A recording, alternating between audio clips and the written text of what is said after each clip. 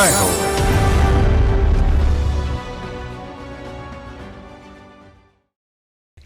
నమస్కారం. సామాన్యుల అసమాన గాథల సమాహారం ఈటీవీ జయహోకు స్వాగతం.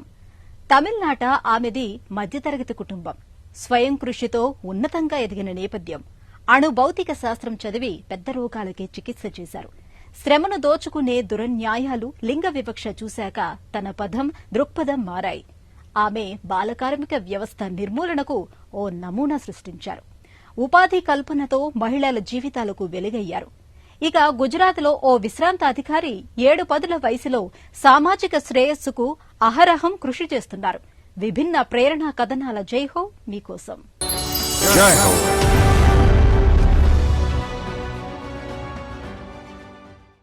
కథ కంచికి పోలేదు. ఆమె కథ కంచి నుంచే ఆరంభమైంది. చెన్నైలో రైల్వే ఉద్యోగి కుమార్తె కల్పనా శంకర్ స్వయం కృషితో ఎదిగారు. అణుభౌతిక శాస్త్రం చదివి క్యాన్సర్ నిరోధక చికిత్సలు చేశారు. కానీ సమాజానికి పేదరికమ పెద్ద రుగ్మత అని గ్రహించారు. 2004లో హ్యాండ్ ఇన్ హ్యాండ్ ఇండియా సహ వ్యవస్థాపకురాలై కాంచీపురంలో వేలాది బాలలకు వెట్టి చాకిరీ తప్పించారు. రుణాలిప్పించి లక్షలాది స్వయం సహాయ మహిళలకు ఉపాధి చూపారు.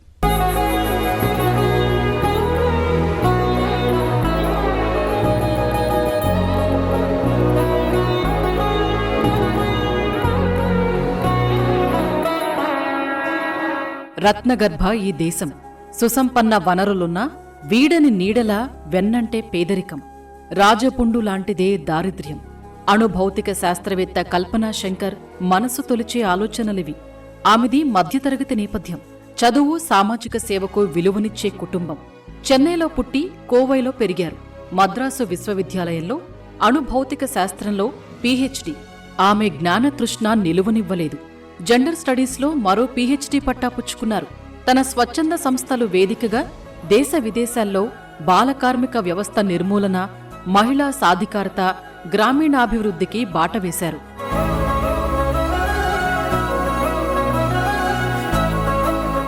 I'm the chairperson of Hand in Hand India. నేను హ్యాండ్ ఇన్ హ్యాండ్ ఇండియా అనే స్వచ్ఛంద సంస్థ చైర్పర్సన్ ని, అలాగే బెల్స్టార్ మైక్రో ఫైనాన్స్ సంస్థ ఎండీని కూడా. ఇంకా చెప్పాలంటే నేను శాస్త్రవేత్తను. న్యూక్లియర్ ఫిజిక్స్ లో పీహెచ్డీ అయ్యింది. మద్రాసు ప్రెసిడెన్సీ కళాశాల ప్రయోగశాలలో థీసిస్ సమర్పణ నాకు గొప్ప అనుభూతి. ఎందుకంటే మన దేశ నోబెల్ బహుమతి గ్రహీతలు సర్ సివి రామన్, సుబ్రహ్మణ్యన్ చంద్రశేఖర్ ఈ దిగ్గజాలిద్దరూ తమ పరిశోధన పత్రాలు సమర్పించిన ప్రయోగశాల థీసిస్ అదే ల్యాబ్ లో தான் డిఫెండ్ பண்ணாங்க. కోవైలో పెరిగిన ముగ్గురు అక్క చెల్లెళ్లలో కల్పన పెద్ద. రైల్వే ఉద్యోగిగా పనిచేసిన తండ్రి తనయకు స్ఫూర్తిదాత. ఆయన తన కుమార్తెలను చదువులో ఎంతో ప్రోత్సహించారు. ఓ ఐఏఎస్ అధికారితో కల్పన వివాహమైంది. ఆయన కోయంబత్తూర్లో పనిచేస్తుండగా సమస్యలతో వచ్చే సందర్శకులతో మాట్లాడినప్పుడు వారి సమస్యలు తెలిసాయి. ఆ సమయంలోనే రెడ్ క్రాస్లో పనిచేయడంతో సామాజిక అవగాహన విస్తృతమైంది. అప్ప పేరు దండపాణి, అవరు రైల్వేలో. మా నాన్న దండపాణి, రైల్వేలో పనిచేశారు. మా అమ్మ విజయలక్ష్మి. మా తోబుట్టువులలో నేనే పెద్ద. నాన్నెప్పుడూ ఒకటే చెబుతుండేవారు, మన సంస్కృతి, సంబంధిత విశ్వాసాలను ఎన్నడూ వదిలిపెట్టవద్దనేవారు. అలాగే మహిళలు ఆర్థికంగా స్వతంత్రంగా ఉండాలని అభిలషించారు. వాల్యూస్ ఎல்லாம் విட வேண்டாம், but at the same time நீங்க you should be financially independent అని சொல்லிட்டு. తమిళనాడు మహిళా అభివృద్ధి సంస్థలో పనిచేయడంతో డాక్టర్ కల్పన కెరీర్ ఆరంభమైంది. ఈ క్రమంలో ప్రపంచ బ్యాంకు పేదరిక నిర్మూలన కార్యక్రమాల అధికారి అయ్యారు. ఇదే సమయంలో 2002లో స్వీడన్ పారిశ్రామికవేత్త పెర్సీ బార్నెవిక్ పరిచయం ఆమె కెరీర్ను మలుపు తిప్పింది. ఆయన మార్గదర్శనంలో కల్పన వ్యవస్థాపకురాలుగా 2004లో కంచి కేంద్రంగా హ్యాండ్ ఇన్ హ్యాండ్ ఇండియా స్వచ్ఛంద సంస్థ ప్రారంభమైంది. ఉభయులు కంచిలో బాలకార్మికుల విముక్తికి పనిచేశారు.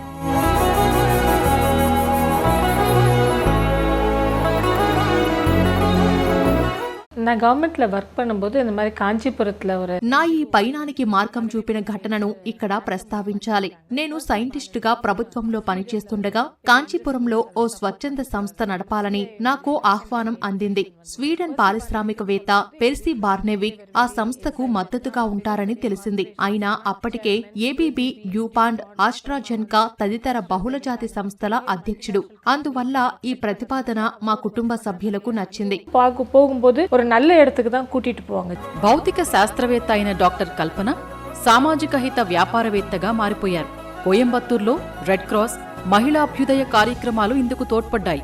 అంతకుముందు కల్పన కొంతకాలం చెన్నై అడియార్ క్యాన్సర్ సంస్థలో డాక్టర్ శాంత దగ్గర పనిచేశారు. రేడియేషన్ థెరపిస్టుగా చేసిన కాలంలో రోగుల బాధను చూడలేకపోయారు. ఈ చికిత్స కంటే క్షేత్రస్థాయిలో తను చేయాల్సింది ఎంతో ఉందని అర్థమైంది. పేదలు తమ బిడ్డలపై కుటుంబ పోషణ భారం వేయటం చూశారు. పసివాళ్లను పనివాళ్లుగా మార్చుతున్న వైనం ఆమెను నిలువనివ్వలేదు. ఈ క్రమంలో ఆమె ప్రభుత్వ ఉద్యోగం వదులుకున్నారు. పేదలకు మేలు చేసే సామాజిక వ్యాపారవేత్తగా ఆమె తన పయనం ప్రారంభించారు. இப்போ ఎన్జిఓలో వర్క్ பண்ணும்போது గ్రాస్ రూట్స్ కోవైలో ఓ స్వచ్ఛంద సంస్థతో కలిసి పనిచేస్తుండగా క్షేత్రస్థాయి సమస్యలు తెలిసాయి. కేవలం 5,000 రూపాయలకు పసిబిడ్డలను తాకట్టు పెట్టే నిజం తెలిసింది. కొందరైతే కడుపులో ఉన్న బిడ్డను తాకట్టు పెట్టారని విని నిర్ఘాంతపోయాను. ఈ సమస్యకు పరిష్కారం అర్థం కాలేదు. తర్వాత కాలంలో అలాంటి 100 మంది చిన్నారులను విడిపించాం. அவங்க வந்து தறி முதலாளி கொடுத்துட்டு அந்த மாதிரி ஒரு 100 குழந்தைங்களை எடுத்துன்னு வந்தோம். బెల్ స్టార్ సూక్ష్మ రుణ సంస్థ మేనేజింగ్ డైరెక్టర్గా డాక్టర్ కల్పన మహిళల ఉపాధికి రుణాలు ఇప్పించారు. గ్రామీణ మహిళా సాధికారతకు కృషి చేశారు. తను స్థాపించిన సూక్ష్మ రుణ సంస్థను పేదరిక నిర్మూలనా మిషన్తో అనుసంధానించి స్థిరమైన వ్యాపార నమూనాను ఆవిష్కరించారు. இதுதான் ஃபர்ஸ்ட் பில்லு. இப்போ ஏழ்மைக்கு అడిపడే కారణం என்னன்னு పాతీங்கன்னா మేము బాల కార్మికుల తల్లులతో ఒక బృందాన్ని ఏర్పాటు చేశాం. కోరా సిల్క్ డిజైనింగ్ కోసం చిన్నపిల్లల సన్నటి చేతివేళ్లు ఉపయోగపడతాయి. అయితే ఆ పనిని జాక్వార్డ్ మిషన్ కూడా చేస్తుంది కదా. అందువల్ల కేవలం 12% వడ్డీ రేటుతో ఆ మిషన్ ను వారికి అందించాం. దీనివల్ల లాభం వస్తే వాళ్లు తమ బిడ్డలను బడికి పంపుతారనే మా ఉద్దేశం. ఈ పథకం విజయవంతం కావటంతో 17 రాష్ట్రాలు, 2 కేంద్రపాలిత ప్రాంతాలకు మా కార్యకలాపాలను విస్తరించాం. ஸ்டேட்ஸ்ல 2 யூனியன் டெரிட்டரியில వర్క్ பண்றோம். இதுல ரொம்ப సంతోషం வந்து విమెన్కి మొబిలిటీ நிறைய ఇంప్రూవ్ అయ్యిருக்கு. సాంప్రదాయ కుటుంబం నుంచి వచ్చిన మహిళ తాతలు సంపాదించి ఇచ్చిన సంపదలేవీ లేవు.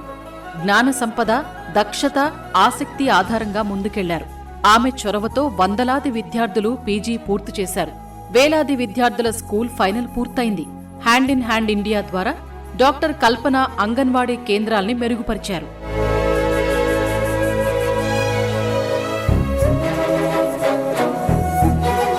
కిటతట 500 పీపుల్. మేము సాయం అందించిన మాతృమూర్తుల బిడ్డల్లో సుమారు 500 విద్యార్థులు పోస్ట్ గ్రాడ్యుయేషన్ పూర్తి చేశారు. బిడ్డలు 10th పాస్ అయితే ఆ అమ్మలకు ముందుగా ఓ ఆత్మవిశ్వాసం వస్తుంది. దాంతో వారు తమ పిల్లలను చదువులకు పంపేలా చూస్తారు. చైల్డ్ వెల్ఫేర్ కమిటీస్ సెట్ పన్ని. కోవిడ్ తర్వాత డాక్టర్ ఆమె తన స్వచ్ఛంద సంస్థ నేతృత్వంలో నైపుణ్య డిజిటల్ శిక్షణ అందించారు. ఇందువల్ల ఎందరెందరో జీవనోపాధి పొందారు.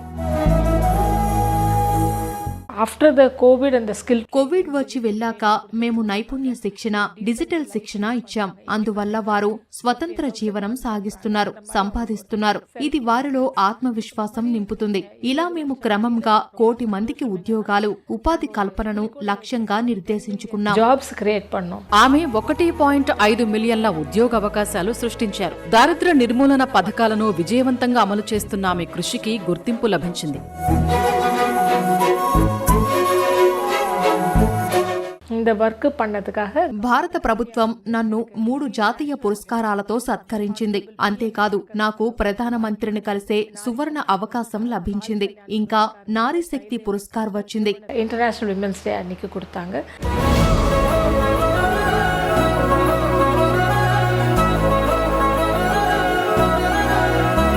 పరిమళించిన మానవత్వం, మనసంతా సేవాభావం, పరోపకారమే తన పరమ ధర్మం. ఆయనది గుజరాత్ రాష్ట్రం. పేరు పంకజ్ చమన్లాల్ సేఠ్. స్వస్థలం జునాగఢ్. ఉద్యోగ విరమణ తర్వాత ఇప్పుడు అహ్మదాబాద్లో ఉంటూ సామాజిక సేవకు అంకితమయ్యారు. దివ్యాంగులు, ఒంటరి మనుషులు, ఏ జీవనాధారం లేని అభాగ్యుల ఆశాజ్యోతిగా నిలిచారు.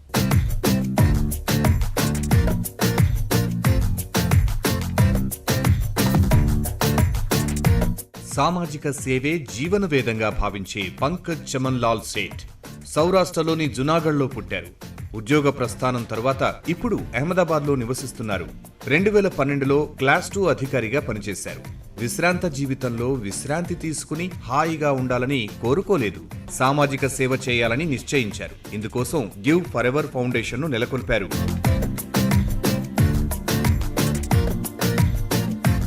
मेरा नेटिव जूनागढ़ है और जूनागढ़ के నేను జూనాగఢ్ జిల్లా జెత్పూర్ తాలూకాలో పుట్టాను. అయినా కానీ జూనాగఢ్నే నా స్వస్థలంగా భావిస్తాను. గుజరాత్ ఏర్పడ్డాక 1960లో మా కుటుంబం అహ్మదాబాద్ వచ్చేసింది. నేను బీకాం ఎల్ఎల్బీ చేశాను. ప్రాక్టీస్ చేయలేదు, కానీ ప్రభుత్వోద్యోగంలో చేరాను. 2012లో ఉద్యోగ విరమణ చేశాను. मार्च 2012 को वही निवृत्ति के हिसाब से मैं निवृत्त हो गया. చమన్ లాల్ ముందుగా అల్ప సంతోషులైన చిన్నారుల సంతోషం కోసం పనిచేశారు. సంక్రాంతికి గాలి పతంగులు పంచిపెట్టడం తరహా కార్యక్రమాలతో ప్రజల్లోకి వెళ్లారు. తన గివ్ ఫరెవర్ ఫౌండేషన్ పక్షాన పిల్లలు, పెద్దలు, వినికిడిలేని పిల్లలు, దివ్యాంగులు, పేద పిల్లల కోసం సాంస్కృతిక కార్యక్రమాలు నిర్వహించారు. వారిని మల్టీప్లెక్స్లు, ఆహ్లాదం కోసం పార్కులకు తీసుకెళ్లేవారు.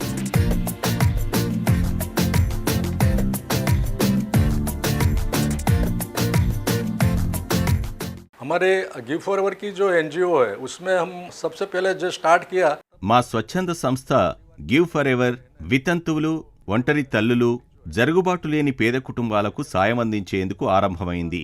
పొరుగువారు తరచుగా కొంతకాలం సాయపడతారు, తర్వాత మర్చిపోతారు. లబ్ధి పొందిన కుటుంబాలు వేదన చెందుతాయి. అందుకే అలాంటి లబ్ధిదారులను అన్వేషించాలని మా బృంద సభ్యులను కోరాం. వారిని గుర్తించి మేమే వారికి సహాయం చేయడం ఆరంభించాం. तो हम उसके शुरुआत करते हैं. तो स्टार्ट हमने उससे किया. తన సేవా కార్యక్రమాలకు వేదికగా చమన్ లాల్ 2013లో గివ్ ఫరెవర్ ఫౌండేషన్ ను స్థాపించారు. ఆదాయం ఏలని కుటుంబాలు, మురికివాడల పిల్లలు, వయోవృద్ధులకు సాయం చేసే ఉద్దేశంతో నెలకొల్పారు. సామాజిక హితం, మానవతా దృక్పథంతో ఫౌండేషన్ ఆరంభమైంది. పేదరికం నీడన ఆకలితో అలమటించే మహిళలు, చిన్నారుల సాధికారతపై తొలుత ఈ ఫౌండేషన్ దృష్టి సారించింది. गिव फॉरएवर का एक फ्यूचर एक प्लान है, हमारा एक थोड़ा सपना है. ప్రభావితం చేసే ప్రాజెక్టులతో ఉపాధి అవకాశాల విస్తరణ మా స్వప్నం. స్త్రీ పురుషులకు స్థిర ఉపాధి నమూనా ఆవిష్కరణకు మేం చురుగ్గా పనిచేస్తున్నాం. స్వరోజ్గార్ సహాయ యోజన ద్వారా వ్యక్తులు స్వావలంబన సాధించేలా సాయపడాలన్నది మా లక్ష్యం. कीजिए तो हम ये अच्छी तरह से प्रोजेक्ट चला सकते हैं. ది గివ్ ఫరెవర్ ఫౌండేషన్ మహిళా సాధికారత, లింగ సమత్వం కోసం కట్టుబడి ఉంది. సహాయ్ అనే రుణ మంజూరు కార్యక్రమంతో కుటుంబాల జీవనోపాధికి సహకరిస్తోంది. మహిళలు ఆవుల కొనుగోలు, చిన్న డైరీ వ్యాపారాలకు వీలు కల్పిస్తోంది. 20,000 రూపాయల రుణం మంజూరు చేస్తోంది. ఈ రుణాన్ని తిరిగి ఏడాదిలో తీర్చేసేలా 12 వాయిదాల్లో తిరిగి చెల్లించాలి. పేదరికం మీద దండయాత్రకు సభ్యులు చురుగ్గా పనిచేస్తున్నారు.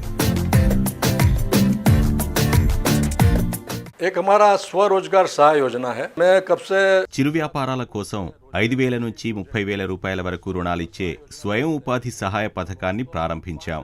లబ్ధిదారుల్లో సైకిల్ రిక్షా పుల్లర్లు, డ్రైవర్లు, కుట్టు మిషన్ల ద్వారా సంపాదిస్తున్న మహిళలు ఉన్నారు. అత్యవసర వైద్య చికిత్సలకు రుణాలిస్తాం. ఈ చిన్న తరహా రుణాలే స్థిరమైన జీవనోపాధి కల్పనకు ఆలంబనగా ఉంటాయి. वो घर में काम करके सिलाई मशीन से कमा रही है. తన సేవా కార్యక్రమాలకు భావ సారూప్యం ఉన్న స్వచ్ఛంద సంస్థలైన make a difference in education foundation తో కలిసి పనిచేశారు. ఆ సంస్థల నిర్వహణ నైపుణ్యాలు, కార్యాచరణ లక్ష్యాలతో చమన్ లాల్ ప్రభావితులయ్యారు. అలాగే దివ్యాంగుల సంస్థలు అంధజన్ మండల్, అపాంగ్ మానవ మండల్ తో కలిసి పనిచేశారు. गिव फॉरएवर का हमारा ऐसा है कि हम डोनेशन మావి విస్తృత సేవా కార్యక్రమాలు. అంధులు, మానసిక వైకల్య బాలలు, వినికిడి లేనివాళ్లు, మాటలు రానివాళ్లు, క్షయ, క్యాన్సర్, థలసీమియా రోగులు, వృద్ధుల శ్రేయస్సుకు మేం పనిచేస్తున్నాం. फिर हम अंधजन मंडल, फिर अपंग मानव मंडल जो ऐसी संस्था है उसके साथ भी जुड़े हुए हैं. చమన్ లాల్ తన ఫౌండేషన్ ఒంటి చేత్తో నిర్వహిస్తూ వేలాది మందికి ఉపాధి కల్పించి భవిష్యత్తునిచ్చారు. విరాళాలు ఇచ్చేవాళ్లు, విరాళాలు స్వీకరించే వారిని నేరుగా అనుసంధానించాలని చమన్ లాల్ ఉద్దేశం. గివ్ ఫరెవర్ ఫౌండేషన్ యువతకు స్వావలంబన కల్పిస్తుంది. गिव फॉरएवर जब हमने शुरू किया तो మా స్వచ్ఛంద సంస్థ గివ్ ఫర్ ఎవర్ ఆరంభంలో మేము సభ్యత్వ వ్యవస్థను ప్రవేశపెట్టాం. ఆధార్, ఫోటోలు, నివాస రుజువు తదితర వివరాలను సేకరిస్తాం. ధృవీకరించిన లబ్ధిదారులను మాత్రమే నమోదు చేస్తాం. అవసరమైతే వారి ఇంటికి వెళ్లి ధృవీకరించుకుంటాం. మా సంస్థలో శాశ్వత సభ్యుల సంఖ్య 200. భావసారూప్య సంస్థలతో సంబంధాలుంటాయి. మేమిప్పటిదాకా 25,000 లబ్ధిదారుల జీవితాల్లో వెలుగు నింపాం. 1000 के ऊपर हो सकता है कि इतना हमने सबको बेनिफिट दिया है.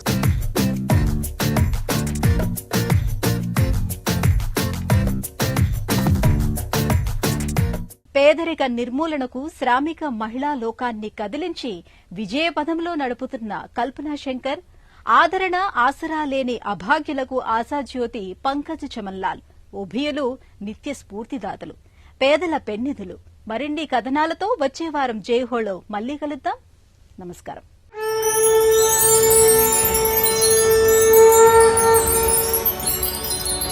జై హో.